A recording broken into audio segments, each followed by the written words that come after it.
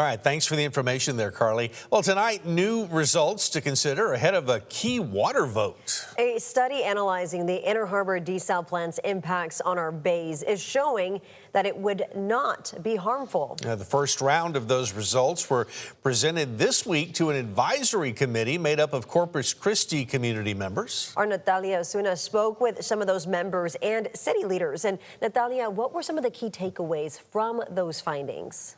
Hey, Mike, Leslie. Well, this finding is a big development as the plant's potential environmental impact has been a top concern, something we've seen brought up during public comment over several city council meetings.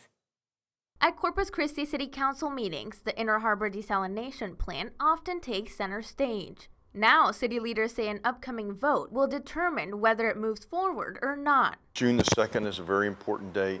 I think the state is watching us. I think they want to know, are you going to do Inner Harbor or not? And if you're not, you're going to pay us back. And only Corpus Christi residents would pay that back. An advisory committee of scientists, residents, business leaders, and conservationists has spent 4 months looking at a study analyzing the city's proposed project.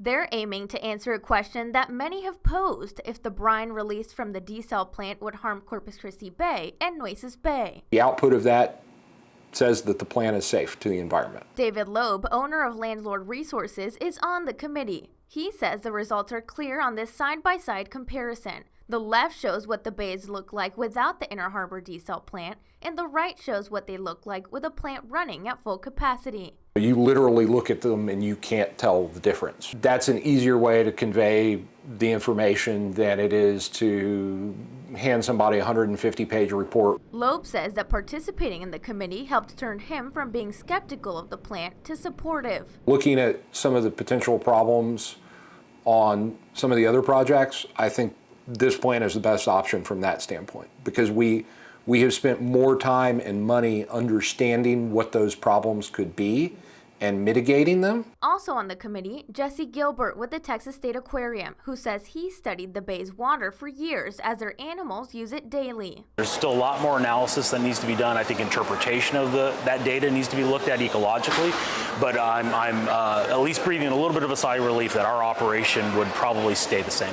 Gilbert says that these findings could go beyond the Inner Harbor desal project. This really is an opportunity for the coastal bend to lead desalination efforts, not only in the state of Texas, but nationwide.